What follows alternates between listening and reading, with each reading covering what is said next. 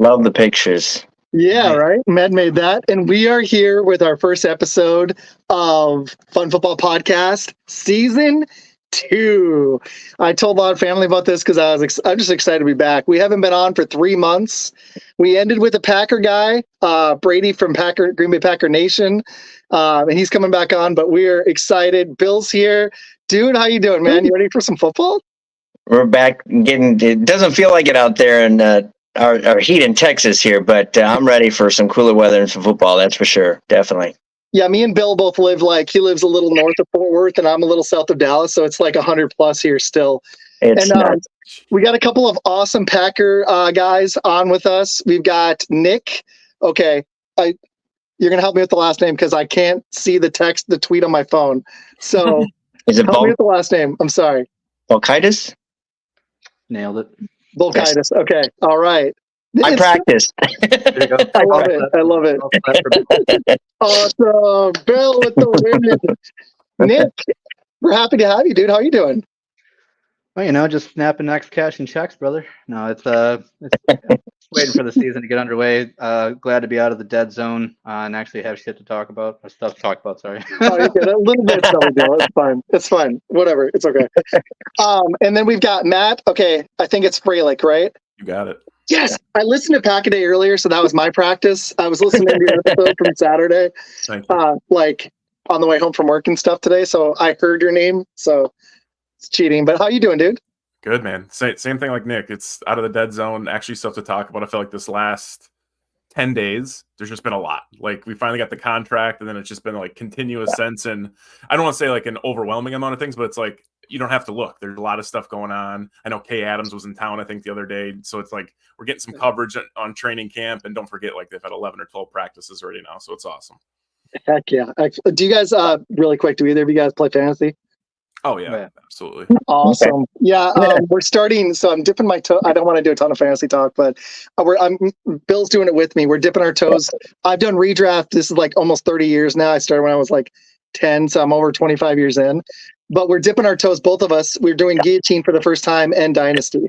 So I'm pretty excited. Double. Never did it before, so it's gonna be good, man. All right, I got a lot of stuff. People, what we're going to hit tonight, Matt is from Pack-A-Day, one of the bigger Packer podcasts out there. Nick is a writer for Packer Talk Net, one of the bigger Packer websites out there. So we've got a lot of questions for them. We are going to talk about how they work on their shows and the website, and then we're going to hit straight Packers. So everybody watching, leave comments if you want to ask them questions too. I'll hit the comments throughout the show. Okay, we'll be going till 8 o'clock. All right, cool. So got that out of the way. All right, let's start with Nick, man. Yeah. How long have you been with Packer Talk Net, and why don't you tell us about what you do there? Anything you want to do to promote it? Floor's yours, man. Appreciate you having me, man. It's good to talk with you face to face versus DM on the Twitterverse. I know. We've been talking for months on Twitter. Yeah. No, this is all a new world for me. I mean, I grew up in Wisconsin in Fond du Lac, like an hour south of Green Bay. So born and bred cheesehead. But I actually, up until about January, February, I had never written an article in my life. Like I had never even tried it. I've been a touring musician for a long time, and then I was working a 9 to 5, and then the music gig has kind of petered out at the super prime age that I'm at, but can't really hit the road anymore.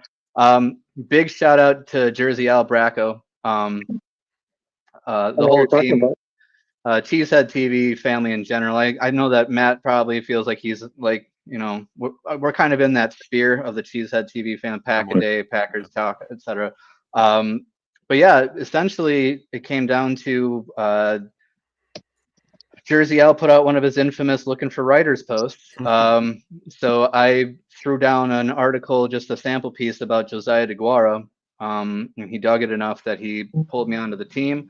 It's been super welcoming. I've been chatting with like Aaron Nagler a bit through Cheesehead TV. I've gotten into a lot of rad stuff. So I guess, yeah, major shout out. PackersTalk.com has got a bunch of awesome up and coming beat writers to it. It's very free form, so I don't feel like I have to like silence or censor myself at all in my writing. Good, dude. It's basically just a platform I get to, vent, I guess would be the proper thing for a Packer fan to say. Awesome. I messaged Aaron. I know he's busy, but for the people not out there about Cheesehead TV, can you you guys are both part of it. Can you tell us a little bit about Cheesehead TV?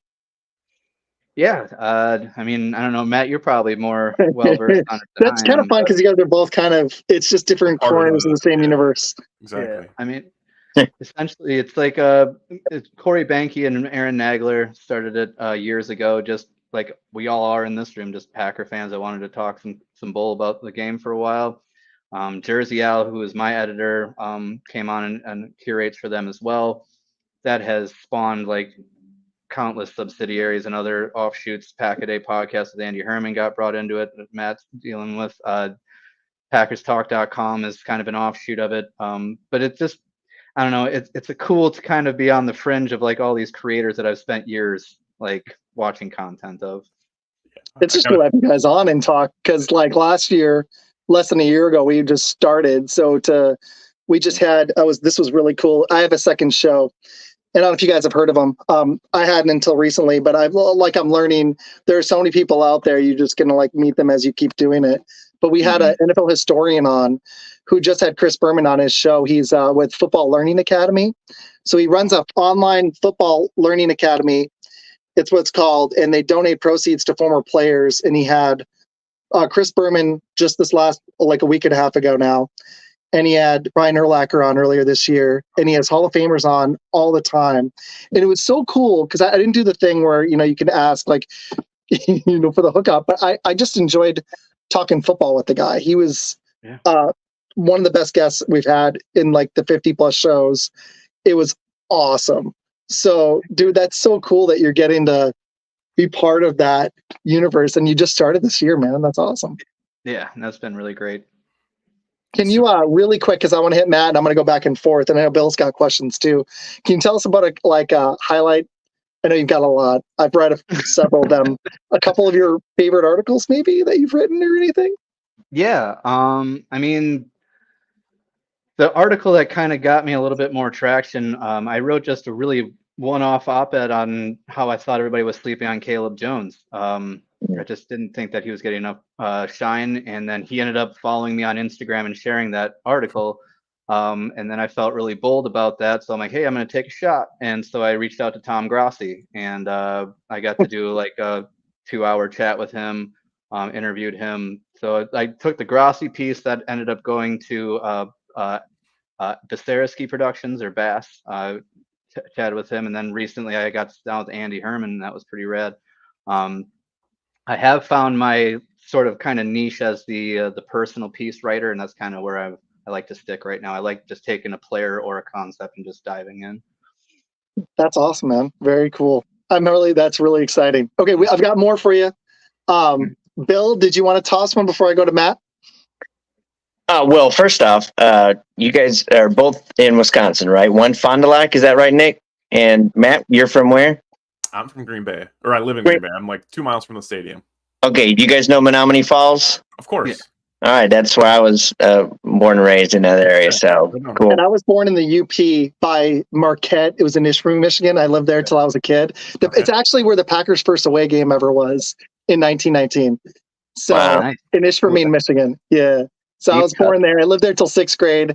The last Packer game I went to the Packers-Rams game in 2021 where Charles Woodson was inducted, and we beat the Rams the year they won the Super Bowl, and Rasul Douglas did his best Woodson impersonation, had a pick six, and we won the game.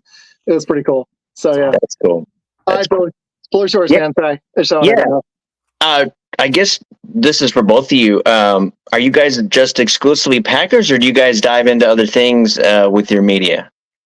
I mean, mostly Packers for me, but I definitely, back to the original kind of topic before we even started here, I think it was just fantasy football, right? Like, that's kind of what got me into it as a kid, like maybe watching sports with my dad too. But like, I think I've gone through this, like, didn't really want to be a Packers fan, kind of dabbled around, and you kind of come full circle, and you, through video games or fantasy football, you kind of understand more teams. And I think it's just, it's just the camaraderie of Packer fans. It probably is a little bit different. and people dip their toes in, whether they're coming into town or want you to come on their podcast to talk about a rivalry game. But yeah, exclusively Packers for me, but that doesn't stop me from having some takes when it comes to fantasy football or the rest of the league. What's going on? Ooh, I got some fantasy questions for you guys then in a little bit. I got some stuff. Bill, you got another one? I'm going to ask Matt some Pack-A-Day stuff. Well, I was just going to ask Nick kind of the same along the line, same question, Yeah. So content creation wise, yeah, it's predominantly Packers. As far as football realm is concerned, I'm a pretty big NFL geek, and I'm the guy that watches Red Zone every Sunday, regardless, and just filters out when the Packers aren't playing for the window, etc. So like, I'm definitely a huge NFL nerd, but definitely Packers predominantly. Well, we want you guys on and I'm sure Isaac will invite you guys for our football picks. Each year we enter this pool, and I'm not condoning gambling, but anyway, We're not condoning it. We're not condoning it, but you have to pick the winners each week and that kind of thing. Just straight up, no point spreads and all that. So, Love it. Yeah, we won. You know what's funny is that's how we start. I started the show, but that's how I got to come have Bill on. Mhm. So I met him 3 years ago, and we started to pick him, and this will be our 4th year. And we did it for 2 years. Then last year, I was just like, I almost did an entertainment pod because I was in high school and college. I was an entertainment editor. So I almost went that direction. But then when football season started, I waited till like week 2 or 3, and I was like, I got to do this. Like, I might fail. It might fall flat. But the cool thing was, after about 3 months when non-family was listening, I was like, oh, okay. And we went to video. Yeah. And I had people that I never even met watching and leaving comments. I was like, okay, we're going to keep doing this. But it helped our pick'em. We actually won a couple of weeks. Mhm. So this year we want to bring we got to get some other voices after we have a rough week when we go like, stupid, like 8-8 or some crap. got to. Last year, I think we went like 14-2 or 15-1 one week. And then the next week we were like 7-9. And Yeah. Dylan texted me, he's like, these picks suck. And I'm like, we did just win. Oh man. Yeah, absolutely. I'd love to have you guys back on. I'll hit you up with dates near the end or after this. Okay. Yeah. Sure. Okay, Matt. All right. Tell me about Pack-A-Day, man. Yeah. So you've been on you've been on for that long? Since That's the awesome, beginning. dude. Yeah, like 2018. You asked me before. I think it was 2018, Yeah. 2017, something like that. And Oh, yeah, been riding with it ever since. There's been those ebbs and flows of like, man, this is a grind to be consistent with it, or you're in the summer and you're traveling and figuring out ways to steal the Wi-Fi from like some library, and I'm recording from my car. Like I've gotten pretty creative. Yeah, I've gotten pretty creative with it, and like kind of can at this point know like, okay, this is gonna work for the schedule this week, or it's like we're gonna have to really force this one. Maybe it's better if I sub it out with someone else that's on the podcast already. But having a co-host or two is always great to have. Right now I have Janelle and Eli, and we've been partnered for a couple of years now. So right now we're just focused on our episode comes out every Saturday, and generally during the season we'll focus on the injury report because it usually drops on Friday evening. So we'll dive into that, kind of like who's going to be on the active roster come Sunday or Monday.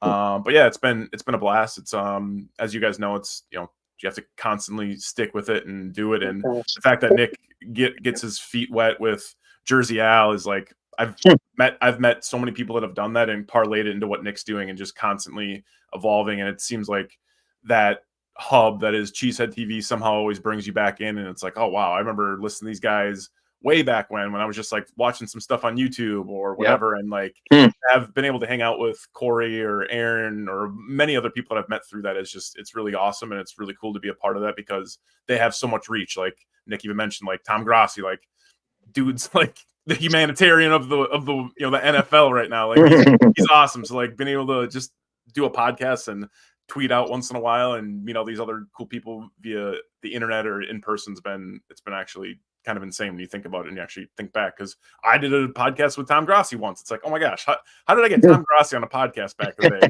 Like, it's crazy. That's legit. I have a friend who had him on.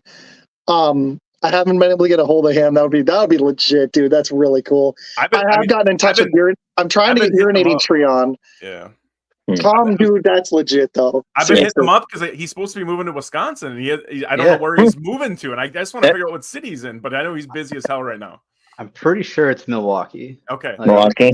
Man, Okay. well, there you go, dude. That's legit, man. No, seriously, Tom, that's awesome. But now that I understand how big they are, and you guys are in that realm, which is really cool. But having Aaron Nagler on, man, that's so cool. Because like when I'm listening, I'm like, man, you're doing good when you're listening to a podcast and you've got several ads rolling through. You're doing pretty good. So Yeah. Absolutely. Yeah. But no, thank you guys for joining. Seriously. Okay. All right. I got Bill. Do you have any more about their stuff? I want to plug it more near the end. Do you have any more before we move on to Packers? Ned and Jason are here. Jason, what's up? Yeah. Hey. Ned is my co-host on my other show, Blitz. Yep. So What's up, good. I'll see him on Thursday. Okay, Jason's got one for you guys. Yep. And I was going to hit this. We can break it down into chunks. Yeah. I think what he wants to know, because I know his thoughts, and I'll tell you in a minute, but he wants to probably know what you guys think the record's going to be. Yep. I've been flirting back and forth. Like, I think probably 12 wins, 11 wins on the conservative side. I mean, there's some games that you just don't really know. Like, if you watched whatever was broadcasted for the Hall of Fame game, it's like they were all over what the Bears are going to look like with that offense. It's like, okay, so you don't really know what they're going to be able to provide. There's a couple other teams like in flux, like in the division, but I think conservatively probably 11 wins, 12 wins would be great. But there's a couple of really, really difficult matchups, throughout that are non-divisional games, right? You got the Texans in there, Niners as always, Miami, got to go to Seattle. Like there's a combination there that could get tricky, but I think maybe that late bye will help them a little bit, but who knows? Last year I expected about 7 wins and they exceeded that. So it's awesome. Good breakdown. Yeah. The ones that are interesting to me is if the Rams are tough on the road, that opening night Philly game in freaking Brazil, which is impossible to predict. Nobody's played there ever. I don't expect the Tennessee game to be tough. Arizona could be tricky, but it's at home. I'm hoping we take care of them.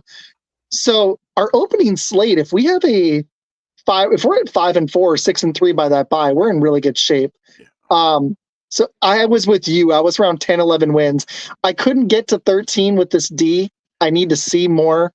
Like, I love the Xavier McKinney pickup, but I want to see what Edgerrin Cooper's got in the middle. Can Quay be a little more consistent and keep his head on his shoulders?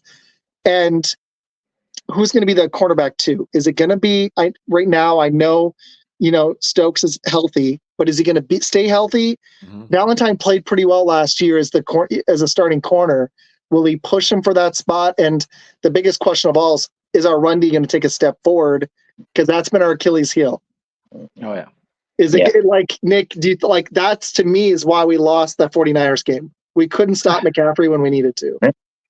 Yeah. And that's the annual or perennial thing, isn't it?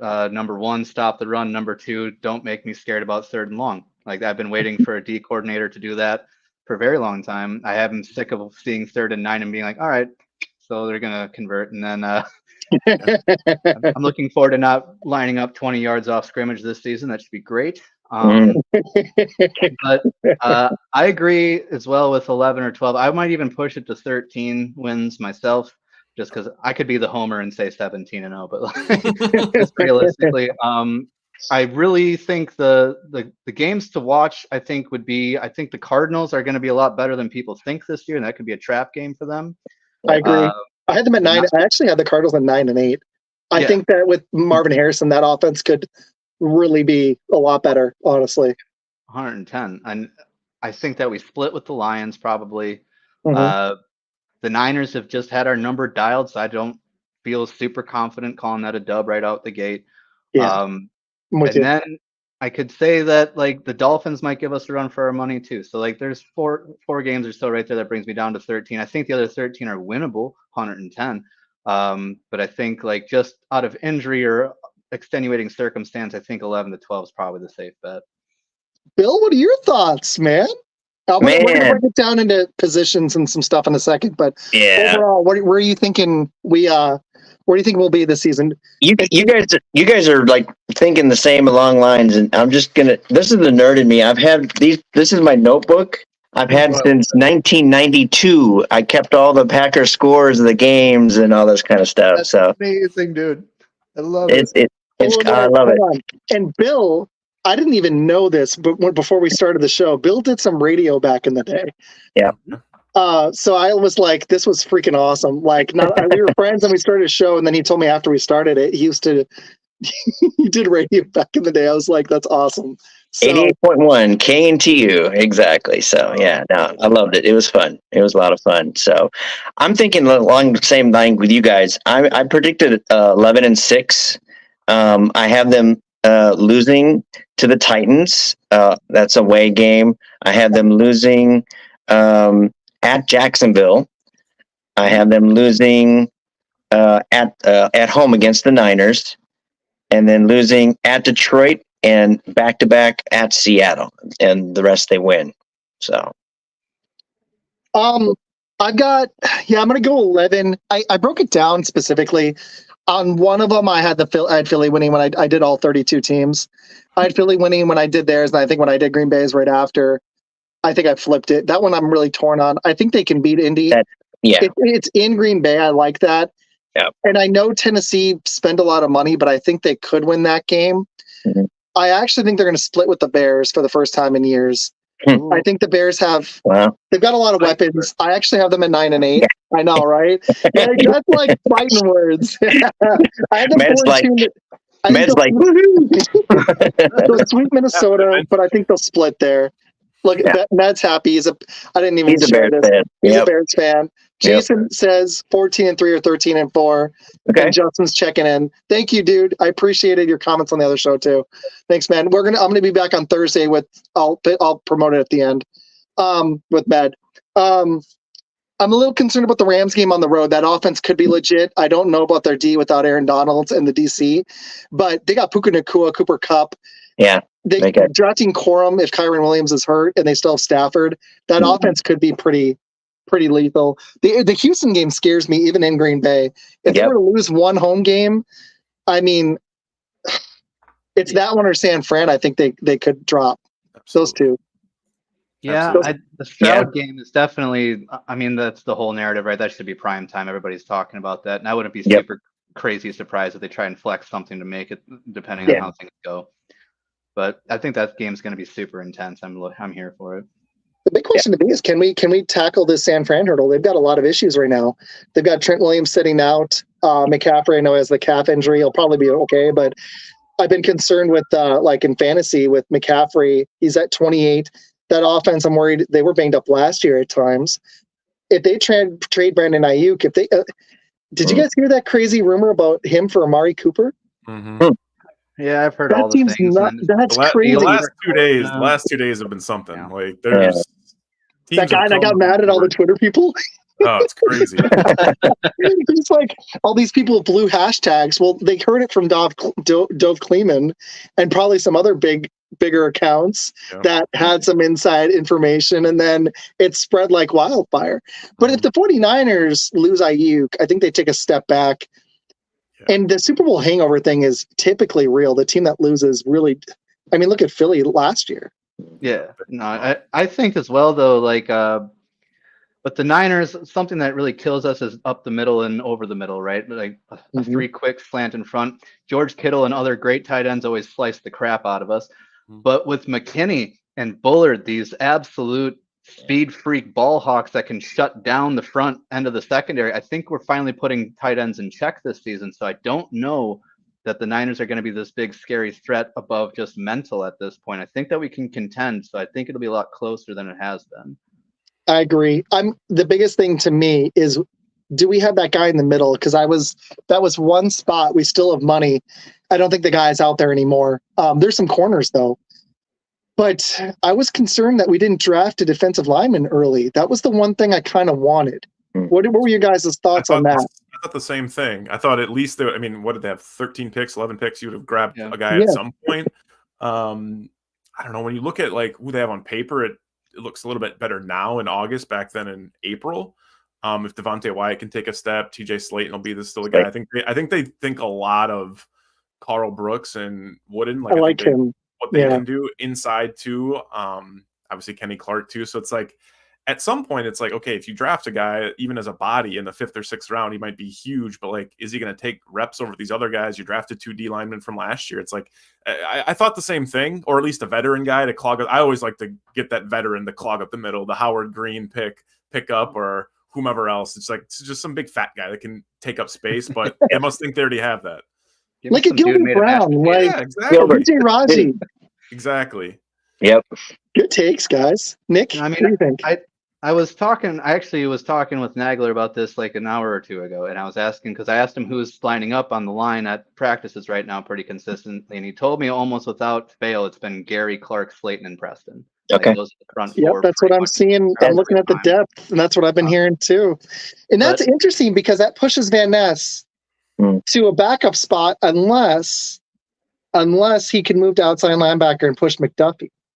I just think they use him kind of as like they did with Rashawn Gary early on. Like when it was Preston Smith and Za'Darius, he was kind of that third guy and rotate in. I mean, same with Gary in his first year and Van Ness in the first, like didn't really do much. I mean, there's a couple glimpses of like, oh my gosh, you're a freak athlete, but it really takes him for a while. And I think that's just kind of the Packer way, but I think he could probably start if he wanted to. But yeah, I don't know if you drop him into coverage.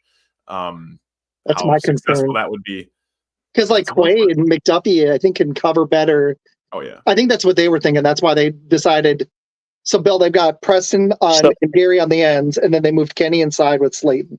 Okay, they got Wyatt and Brooks backing them up in the middle, and Van Ness and Enoch Ogbre. I always butcher that guy's name every time. They've got those two as the end backups. Okay, so I want to make sure, because I was, before we got on the show, I was writing out my list. And you guys, I think, confirmed that. I have, starting on the defensive line, you got Smith, Clark, Slayton, and Gary. Mm-hmm. And then the linebackers, McDuffie, Walker, and Wilson. I think that Coop is going to, by the end of the season, steal that role. He's banged up right now. Okay. I don't think he takes it off Isaiah. I don't. You don't? Okay. By the end of the year? Yeah, you don't think Edgerrin Cooper will start?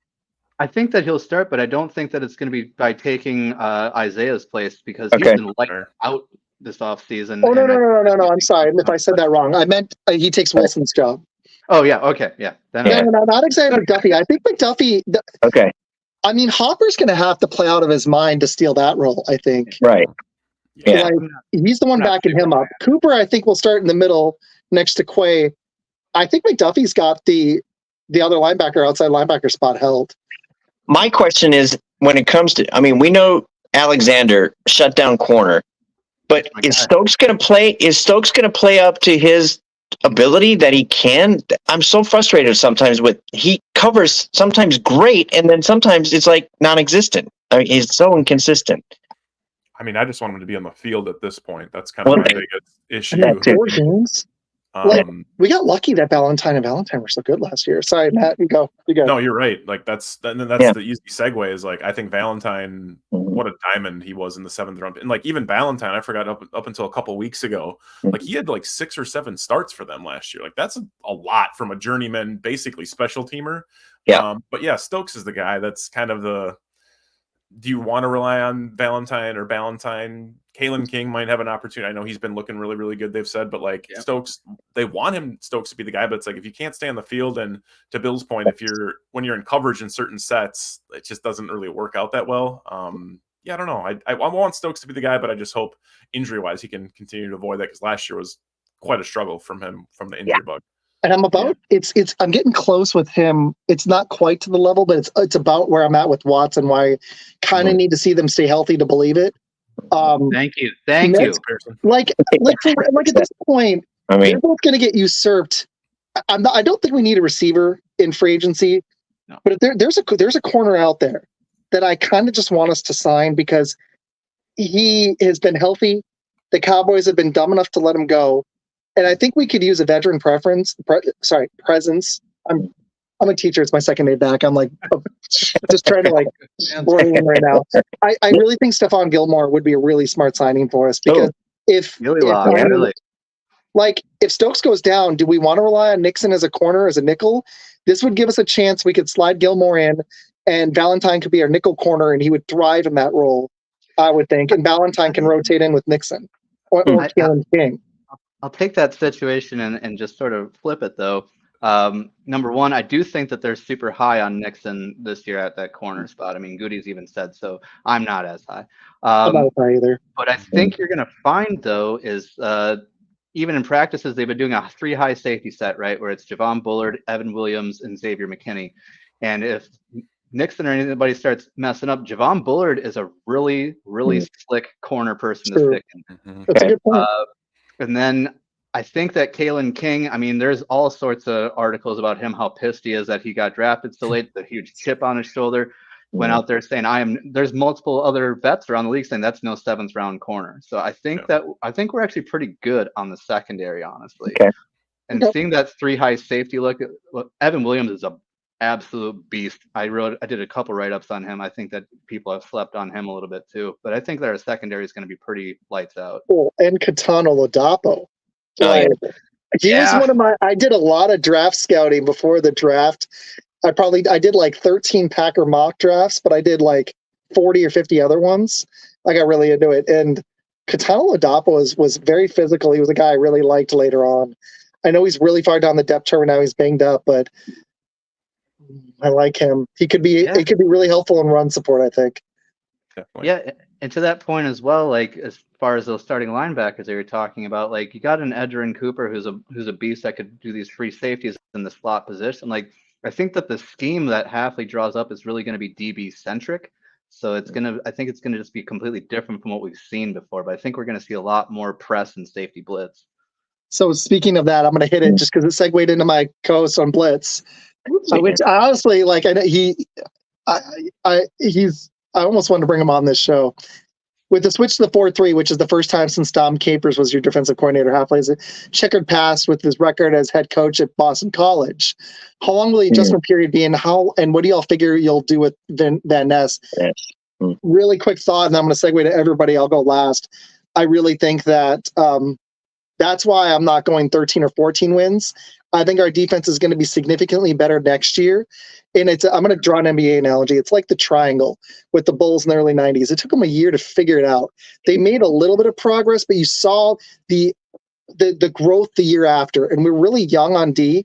So I think this is a year where we see a little bit of step up. And I think next year there could be a huge leap if we hit on Bullard, like we all think we're going to, and if we hit on Cooper, and the defensive line is solid. If Hafley's the guy, I think it'll take a year to really develop it. What do you guys think? I tend to agree. I think at the bare minimum, it's going to take we'll just call it up into the bye week for it to look like a solid defense. I just think it's such a complete change from what they've gone, not only just from, the 4-3, 3-4, whatever, like granted they play sub package a lot, but just like the mentality of like, hey, we're going to fly around. We're going to let our guys make mistakes and be super athletic. It's like, okay, like, understand, like, yeah, they're going to cause some turnovers and get some balls tipped up in the air, but like they're going to have a lot of miscues and a lot of like going for a big hit on the end, and they're going to get a touchdown or going deep. Like that's going to happen a lot. And I think Packer fans need to realize that, yes, we have a great, new DC. We signed an awesome safety. We drafted a couple guys that are going to contribute, but like it's going to take a while for it to work. So I tend to agree. I hope it doesn't take a full year, but it's definitely going to at least take half the year for it to look like a solidified defense. They'll get lucky here and there with some lesser caliber teams, but I think it's going to take a while to match up against some of those tougher teams. Nick, what do you Bill, I'm gonna go last. Nick, what do you think?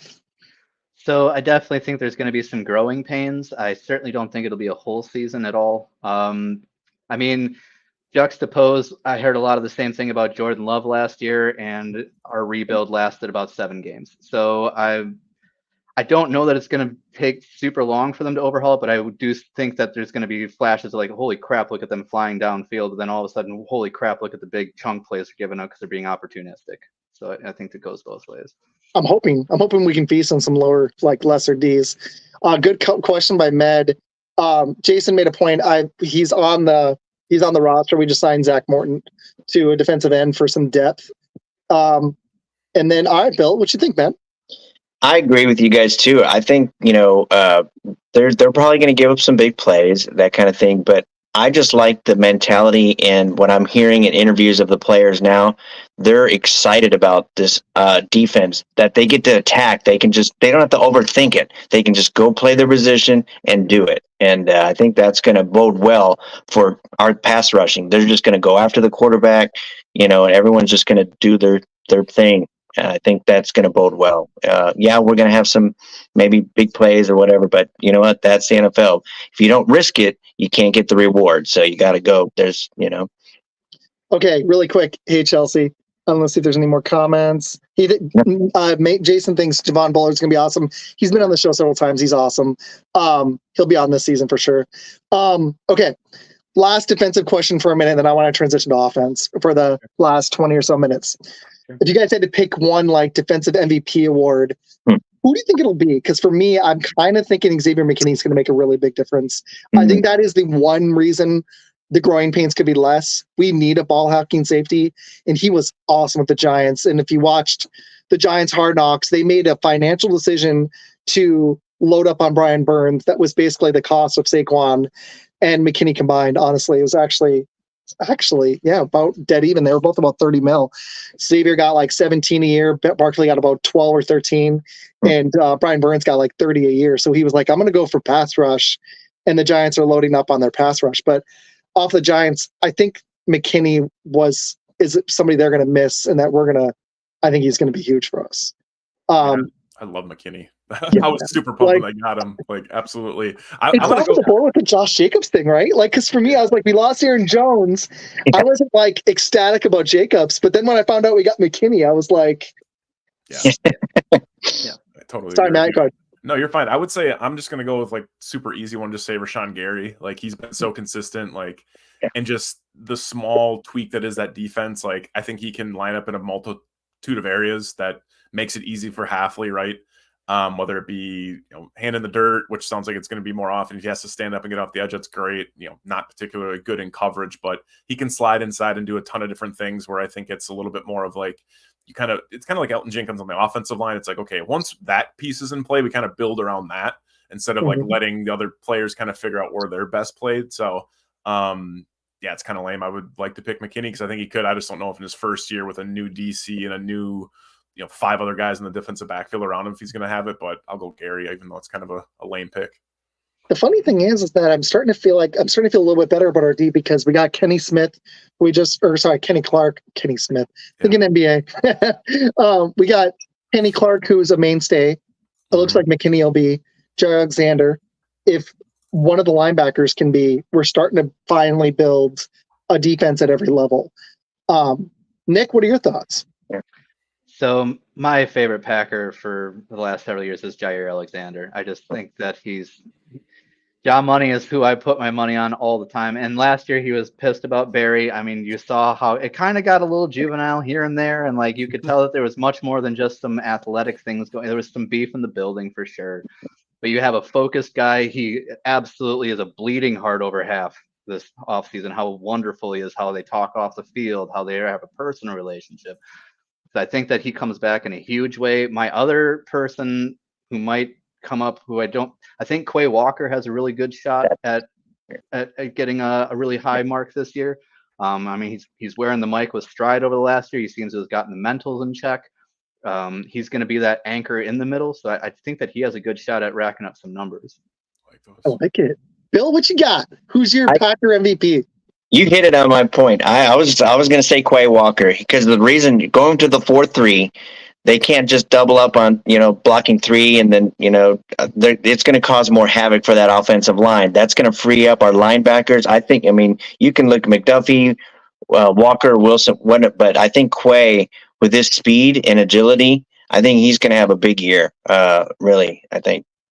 The other guy I'm hoping that has another huge year because he's still young enough and we just locked him up. I'm hoping Kenny Clark makes the difference. I'm hoping if our run deep bumps, and I'm really, really hoping that one of these defensive tackles can make, I think a lot of it was scheme before because when you have your linebackers 8 yards off and honestly, I know our pass defense like statistically looked good, but when Bryce Young has his best game and Baker Mayfield looks like the second coming of Joe Montana or Tom Brady in his prime, you've got problems. Like you shouldn't be giving up that much as good as Baker was last year.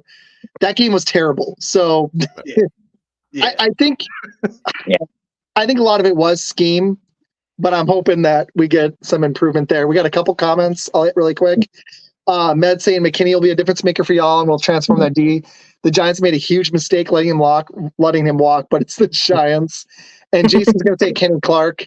I'm hoping Rashawn Gary can take another step like in that Lions game as well. He was great. So great stuff, guys, man. It's fun talking with a bunch of Packers guys. Yeah. Next week I'm going to be on I'm really sad about it actually.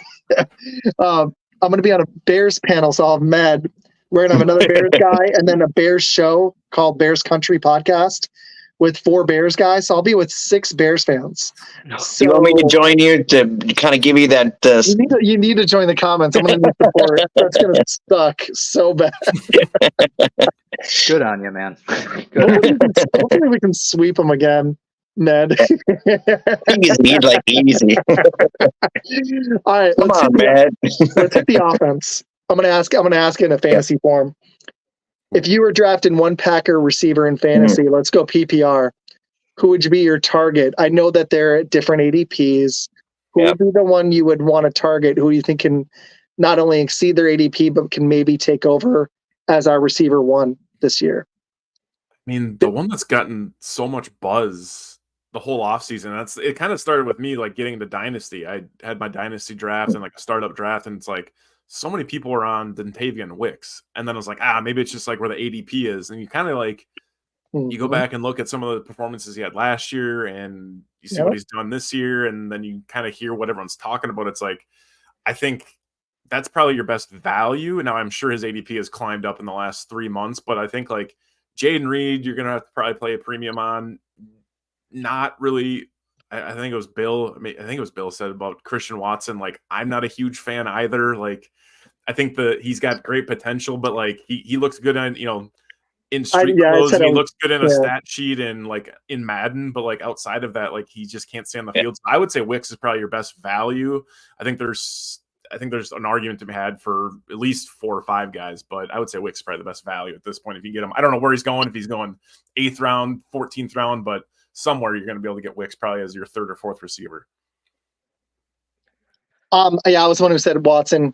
I was like, dude, I just got to see the dude stay healthy. Like he hasn't. So I love this room. I have gotten so much crap for not being high on Christian Watson from every other room that I go into. No, he's got to stay healthy, man. Like if you have worked with the new strength and conditioning guy, I love that they hired somebody new because he has had hamstring problems. But if you go back to college, the dude's been hurt every year the last 4 seasons. It's a habit now. Like my guy would be. I think he might have been usurped anyway, Nick. Honestly, no, man, we're on board, and it's not just like. No. I would say this off the air. I really am. Like, I would not draft him. I really wouldn't. I mean, I wish him the best, but you've got to stay healthy. I mean, but to me, I think the guy we're going to look at. We're going to be saying Dobbs a lot this year. I think Love and Dobbs have been connecting in practice. They've just kind of built a little chemistry. I think he's going to be the kind of the go-to guy, if not the number 1, definitely number 2. So, I like it. Nick, who was your guy? I mean, I wrote about him last week. He's my guy, Romeo Dobbs. Like, it's actually everything that Bill said, and then that piece that I initially wrote for Packers Talk, right, was talking about how Josiah offered that security blanket, that familiarity, because he came in with Jordan, they've been buddies, etc. Romeo has that with him, and take a look at that Bleacher Report unstoppable play that he put up. Who did he put up there? He put up Tyreek Hill, Devontae Adams, Travis Kelce, and Romeo Dobbs. Yep. That's who he thinks is his lights out go-to guy. So I definitely believe in Jay Reed being a hybrid like Deebo Samuel, running jet sweeps, etc. Tay Wicks is a route master, but Romeo Dobbs is I love that he's wearing 87. I said it in my article. He reminds me of Jordy's connection, man. He's that guy that'll go up over the middle. He's got the timing down and will get you the chunk. Like, I think he's going to have a huge season. I'm going to really quick. This is one of my favorite guys. He does a really short back it up binge. He's one of my favorite guys. His name's JB. He does these little random like sports, mostly baseball, but he does these little sports snippets, like 1 to 3 minutes. It's one of the best podcasters and nicest dudes I've ever met. Happy you're watching, dude. Hope you're doing good. Anyways, really quick. Okay, so I actually, as much as I've been hearing the smoke about Dubs, if he can stay healthy, I like his potential. I think that there's a solid chance by the end of the season that Dontavian Wicks and Jaden Reed are going to be our receiver 1 and 1A in whatever order. I think they may usurp Dubs. I think Dubs will be our receiver 3. And I think Watson will, be healthy for a handful of games, maybe like half. He's going to miss at least 4 games, and he's going to get usurped on the depth chart. And if Dubs doesn't stay healthy, he better watch out because Jaden Reed and Dontavian Wicks both look like they could be starting receivers, and Bo Melton flashed some potential. And we have DeBow coming back, and Malik Heath was solid in moments as well. Yeah. You've got a lot of depth, and if he's not careful, both of those two guys, they're going to get usurped. In fantasy, I would hit Wicks and Reed, probably Wicks for his value, but I think Reed legitimately could pass over 1,000 yards. And if Wicks gets enough opportunities, I know he doesn't look like he has great speed, but he just made plays when he was on the field, and it was consistent. So I really like him for his value. I've seen them in a variety of spots in fantasy. I don't love ESPN, but they've got, let me see here. He's I'm down. looking there now. Yeah, Jaden Reed. Reed is like receiver number 42. yeah, he's I look at like 10 different sites. I'm just on my work computer and it blocks most of them. So they're like, you're playing fantasy football. I'm like, no, never, not on a work computer. What? not at work. No, I wouldn't do that. I'm not playing fantasy football on a work computer. You're teaching your kids statistics, see? Right? Exactly. I'm going to teach them, like I show them my subscriber numbers and I'm like, how many more do I need to hit this number? It's math. See? There you go. Romeo Doubs is on ESPN as receiver number 67. Wicks is 68. That is amazing value. That's placing Wicks as a mid receiver 7. That's stupid. I think he has a great chance of beating that. So does Doubs, honestly. Yeah. Watson is, I'll get it. Hold on. Christian Watson. 40s or something. And this is PPR. Christian Watson's 41 is right above 40, Reed. Wow. That's not bad. So they've got those two as receiver 4s and the other 2 guys as receiver 7s. That's I kind of invincible. I love the value on all of them besides Watson. Then, like that's those guys are significantly lower than I would expect. So yeah, read it like at pick 85. I would do that's like that's pretty low. Early in 8th round. I would take a flyer on him before then, honestly. Absolutely. I think that I don't think you're going to hear the words wide receiver 1 for a while from us because it's going to be trial by committee. Mm-hmm. Yeah, but I think that it's going to be Tay Wicks, Jaden Reed, and Romeo Doubs being the trio set. I think the number 4 receiver target is going to end up being Josh Jacobs. I don't think people are putting enough shine on how good he is out of the backfield and how important that is to him. I like it. Well, we got 10 more minutes. Sorry, Bill, go ahead. You're good. Oh, no, we're going to need that too because, losing Aaron Jones, we had a lot of that out of the backfield. So Josh Jacobs is going to have to pick up that slack there. Exactly. They've got Josh Jacobs.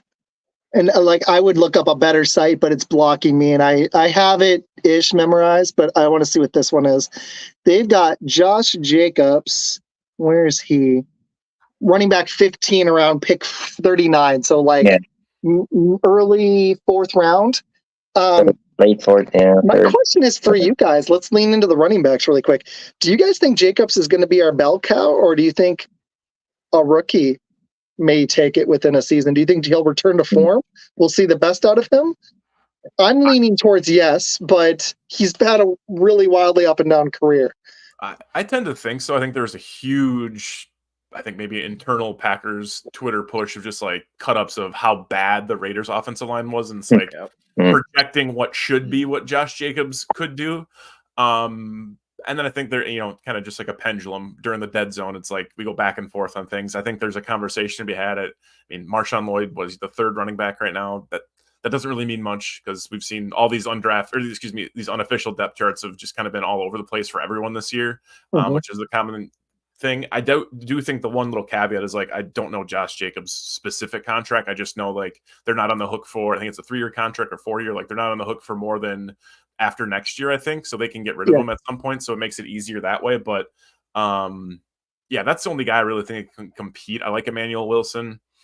I don't think he's going to be a starter. AJ Dillon, I know he's retooled his body. He's done a lot of great things around Green Bay, off the field, which is great, but doesn't necessarily, work on the field as much as we'd like it to. So I love Josh Jacobs. I love the game. I just hope he can, find his way, stay healthy too, which he normally has. He also, like, his quads, and he looks ripped every offseason, and then he's kind of fallen off recently. We got about 10 minutes. I'm going to be good about time. I'd love to bring you guys back on if your game. Yeah. We'll look at the schedule really quick when we wrap in a few minutes. But Nick, what are you thinking at running back? So Josh Jacobs never left form, in my opinion. I'm definitely in the camp that it's the Raiders being stinky, and he's great. He got dealt the crap Sammy, and he did the best he could. So I think that him and AJ take over really quickly as the Thunder and Lightning combo that we were used to with Aaron and AJ. I've been a pretty big fan of Emmanuel Wilson's for a little while, but I just can't ever see him being more than like the guy that you bring in to give Jacobs a breather. Yeah. But Marshawn Lloyd is a beast, and that guy just looks pissed for no reason all the time, and I love it. And it's just, I think that I think he's going to fit into it. Essentially, I think he's going to get a lot of out of the backfield screens as well. But I think that he's going to be the guy that will come in for either AJ or Josh to give him a breather. Here's my prediction. I agree with you, Med. You hit it. I think Marshawn Lloyd. I'm going to predict he's going to take AJ Dillon's place as the number 2. Sure. I also think he could be really good as a receiver. He didn't have a ton of catches in college, but he looked fluid, and I think he has potential to be a weapon out of the backfield for us. Maybe we get creative if this kid is as good as I think, where we have some 2 running back sets occasionally. I don't believe in the A.J. Dillon fullback camp. I'm not on that train. I haven't seen the run blocking to support it. But I do think there's this possibility, like in shotgun, where we have both running backs in the backfield. If Lloyd, he looks pretty elusive. I think he could be a weapon there with Jacobs on the field as well. I haven't seen a lot of that in practice, but I'm hoping it's something they consider. Because the one thing I really liked about last year, and I know you guys saw this too, you saw more of LaFleur's handprints on the offense, and that's the part that I'm expecting to improve this year. The defense is going to need some work. Hopefully it's not a full year. But after we lost Rodgers, you saw LaFleur more of his scheme. There was a lot of motion. There was not just motion, there's a lot of jet sweeps. There was a lot of horizontal action with occasional vertical shots. And I like it for this offense, and I'm thinking Lloyd could fit into that. Mm-hmm. What are y'all's thoughts on all of that? Yeah. I mean, the 2 back sets were very, very important, even just when the last year Rodgers, like, for them to be able to move the ball a little bit and just run support and I guess kind of set up the run a little bit better. And I totally agree. They have to really play with 2 running backs for it to work. And you kind of got to figure who those 2 are out. You assume Jacobs, but like Aaron Jones is gone. We all can agree. It sounds like, I'm sure everyone listening and watching and in the comments, like AJ Dillon's probably not going to be that guy. So the next man up would be Marshawn Lloyd. I mean, Emmanuel Wilson's going to put a fair effort, but I think just side by side athleticism, I think Lloyd's got a little bit more juice than Emmanuel Wilson. Yeah, I think they just want to get 2 on the field by any means necessary too. And I don't even know if AJ Dillon's in the top 2 there at that point. And maybe they move Jaden Reed into the backfield with Lloyd when Jacobs needs a spell, or with Jacobs. That could be something really fun too, because I think Jaden Reed can do that. You saw him run the ball a little bit last year. Nick, what are your thoughts on all this? We don't have Aaron Rodgers 5 yards behind center hearing the call of Mother Ayahuasca. We got Jordan Love under center finally a lot. So having that nice eye backfield with a quarterback under center, get it up the gut, go north and south. Like, we got the people for it. I think Wilson goes to the P squad and Marshawn is your flex. I think that's how the running back room looks. If you guys are cool with hanging on for a few minutes after the end, I'll look at some dates, and me and Bill we can plan the next show. But Bill, what are your final thoughts on this? We got 5 minutes, and I've got a fun question for them really quick after. What are your thoughts? Well, first off, I want to say thank you guys for joining us, Med, everyone, all you guys out there. Appreciate you guys. But my final thoughts, to me, it's really going to be, Jordan Love's going in his 2nd year. I think, people are saying, oh, he only had, half a season, and then, does he deserve this contract? Yes, I think he does. I think he has the overall skills. He can only get better. I mean, how do you not get better at playing the same game and getting, another year behind you to move forward with the players? So we can put all that away. I think now he's secure. He's got a locked contract. You're going to see, I think, a much better team, and then we got a run game now. It's going to be good. I mean, yeah, there's going to be some hiccups. I get it, but I think overall, I think we're going to be happy this year. Okay, let's do. I got a two-parter for you guys to end. Okay, we got 5 minutes if we're going to be good about our hour. We're doing pretty good though. Yeah. Okay, we didn't do it, and I wanted to avoid the obvious question on purpose. Why don't you guys, really quick? I want to get your thoughts on the contract, and then I've got one last thing for y'all. Okay, let's go. Let's go, Nick, and then Matt, and then Bill, and then here. If you got anything else on it, and then I'll hit it, and then I got one last thing for you guys. So, Nick, what are you thinking on the Jordan Love contract? Were you happy with the amount? Overpay, bargain, just right? What were your thoughts? Surprised there wasn't a 6 on it, if I'm being honest. So I'm happy that we stayed in the 5s. I think that he's, of course, definitely deserving of that contract, 1,000%. I believe that a couple years ago, watching that kid, I was always high on Jordan. And I'm not trying to be the Monday quarterback that's jumping on the bandwagon. I really was. I think that it fits the market. I think that people get skewed on thinking about, oh my God, we're paying. Well, that's what the market is right now. And the NFL just gave each team $400 million. They're not hurting for the money. The money's there. It was going to go somewhere. And I sure as hell happy went to him. I love it. That's exactly it. Like the market is the market. And that's really what it was. I think that's what we saw, right? The Tua deal comes down and within 2 days, a day, like it kind of was going to spur some sort of deadline. And it did. Yeah, I felt like the fair, if you would, between that $52 and $58 million range, they hit it right smack in the middle. And again, we'll look back just like we typically do a few months from now, if assuming no transactions happen or re-signings or extensions with quarterbacks. But 9 months from now, if the season's over, whether it be the first overall pick or some free agent like Kirk Cousins gets signed, we'll be like, holy shit, what a deal we got Jordan Love for. It'll continue to last. Right? It'll continue to last until they get to the last year of his contract. I think it's like $74 million or something, like, which they'll probably renegotiate by that point. And it's just, they kind of just are really, really good at getting ahead of it. And it's beautiful. I love it. And I'm definitely not disappointed. I think it's got a young core, and why not lock up a guy on his second contract, and he'll be 30 years old by the time the last year is done, even if he makes it that far before they restructure again, possibly.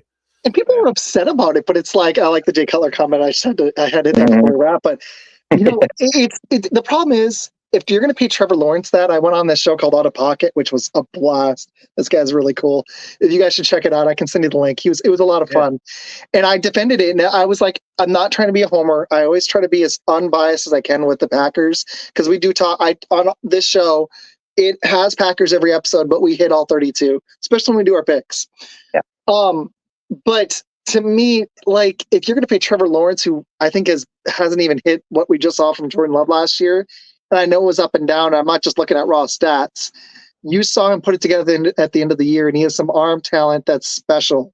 Lawrence, to me, there's some mitigating circumstances around him, but if you're going to pay Trevor Lawrence 55, you pay Jordan Love 55. If you're going to pay Jared Goff 53 and Tua 53.1 when he's one concussion away, and he didn't even put up the season that Love did with Tyreek Hill and Jalen Waddle in that run game, and he didn't even, yes, yardage, but he didn't even do as good as Jordan Love did in his first year starting. Like, I think you have to. That's the market. You don't have a choice. Like, people were saying that it was crazy, and I'm like, no, the market is crazy. Unfortunately, you have to pay what it's worth. CeeDee Lamb's about to get 35 plus as a receiver because Justin Jefferson just got it. So I knew that was going to happen when the Jalen Waddle thing happened. Like, oh shit, there goes the market. Yay. Exactly. Exactly. Okay, I'm trying to do better this season because I would go for like 2 hours last year. If you guys hang out for a minute right when we end, we'll look at another date. I'd love to have you guys back on. Definitely. If you want us on, I would love it. This was a blast. Really fun way to start the season. Okay, on this show, Bill may join. We've got a fantasy show next Friday, right before our fantasy draft. So people on the 16th on Friday, and then I'm giving you guys room to plug your stuff. Next Friday at 8 p.m. Eastern, so 7 Central. That's where I'm at too in Texas. We're going to have Operation Domination and Scott Engel. He's a Sirius XM fantasy host. He'll be hopping on for a fantasy special with me and my dad. Bill, you are absolutely welcome. Yeah. We're going to just be hitting fantasy. And then we have our Dynasty draft the next day. Oh, man. I think it starts at 5 Eastern. I got to look at the time on that one. Yeah. But anyways, and then we got Matt Ramage and Rev Trev hopping on the 23rd of August. Yep. I'm really excited for that one. So we are going to have a fun August. The end of August, I'm going to be in Arizona, so I'm probably taking that weekend off. But starting the season, we'll have Brady Augustine back on in September, and right before the Packer opener, we'll have Bernie Bango and Emma Diesel from Game On Wisconsin and Coast to Coast. So we've got some fun stuff coming up. Cool. I'm excited. All right, Bill, I'm going to come to you last. I'm going to let them plug their stuff. Yes. Nick, tell us what's coming up for Packer Talk Net, and any last thoughts on where people can find you. Floor is yours, dude. Yeah, you can look me up on Twitter at nrobertsmusic. You look for this mug. And then weekly packerstalk.com. I usually have the Friday article going into the weekend every week, weekly. Check that out. You can find it on the socials. Yeah, appreciate you guys having me on. It was a lot of fun. Dude, I had a blast. I'm really happy after talking to you for so long. I haven't known Matt as long, but listening to Pack-A-Day, it's been cool. But I'm happy we got to finally connect. Yeah. In person. You'll be on several more times, dude. I enjoyed it a lot. Thanks. Matt, tell everybody what's coming up with Pack-A-Day, where they can find you. Floor is yours, dude. Appreciate it. Yeah, Pack-A-Day podcast, wherever you get your audio podcasts. Of course, one episode every single day, coinciding also with Andy's YouTube videos that he puts out, breaking down everything. And that's, I say it because like I actually do it. Like that's kind of what I get caught up on the weekend. I go back through and see what maybe had the most comments or dislikes or likes or views, and I kind of go ahead and dive through on the YouTube side of stuff that he's putting out. Of course, if you guys haven't checked us out on Twitter, please do so, and you can also still find me over there at Matt_Froehlich_. It's at MATT_FRA_. And I keep saying this, and people keep reaching out, so I have to say it. If anyone's coming into town for practice, training camp, preseason game, draft plans, feel free to reach out. I've had people the last couple of weeks reaching out and stuff. So always like to put my sauce on maybe where brunch should be. Maybe you should where you could get a libation before or after the game. So let me know. DMs are open. Oh yeah, and I forgot, I'm bringing Matt on a Packer panel. I'll plug that one later. Love it. But that's true. Thanks, Jason. We appreciate it. Great stuff, guys. Seriously. Bill, where can people find you? You're on Twitter now. I know, scary, right? I'm actually coming to the 21st century now, but no, it's crazy. But hey, Matt and Nick, thank you guys very much. Like Isaac said, for coming on, joining us. We definitely want you guys back. As we are going for an undefeated season. But no, that kind of thing. But I know for sure. No, you guys. If they go undefeated, we'll just keep bringing you guys back on. It'll be like the good luck charm. Well, you know what we need. You know what we need to do is we got to get together and you guys can bring us some cheese curds because we can't get that stuff here in Texas. So, there's a very outside chance I might be coming up for a game this year. I doubt it because it's over Thanksgiving, but my dad's buddy just reached out about it. I do want to try to make the draft next year. So Matt, I'll hit you up if I do. Please. There you go. Hell yeah. Bill, thank you, dude. Awesome stuff. Thank you, guys. Guys, we'll be on Fridays from now on. This was a rare special on a Tuesday. For schedule purposes, I had to flip the shows this week. But I'm Izac Valenti, host of Fun Football. This is my co-host, Bill. Nick, go check out his stuff on Packer Talk Net. Yeah. Matt on Pack-A-Day, one of the best Packer shows out there and one of the best Packer websites. They both do excellent work. When I was able to get them both for the same show, for the first one, I was like, oh my damn. Like, I'm not going to say the word I want to say, but I was like, yeah, it was pretty cool. So, I would love to bring you guys on. I have a second show. It is not a Packer only show. If you'd be interested, on Tuesdays with Med, I think you'd have a blast. He's awesome, like Bill. But I'm Izac Valenti. Check out Fun Football Podcast. It's now live on YouTube because X is being mean. But I'm on X with Fun Football Pod. I'm on TikTok, Instagram, and we are back on audio only as well. So anywhere you get your audio podcasts, just like Pack-A-Day on Spotify, Apple Podcasts, iHeartRadio, I think, all of them, Pandora, wherever. Yeah, all the goodies. Instagram, everything. So, but I will be back on Blitz this Thursday with Talking Football, the three of them. They have a show. It's really cool. You got to check it out. And with Med, and we will be on, I believe, at 8 p.m. Eastern. So, all right. Thank you, guys. And if you guys want to hang out for 2 seconds, this was the first episode of season 2, and we'll see you guys again soon.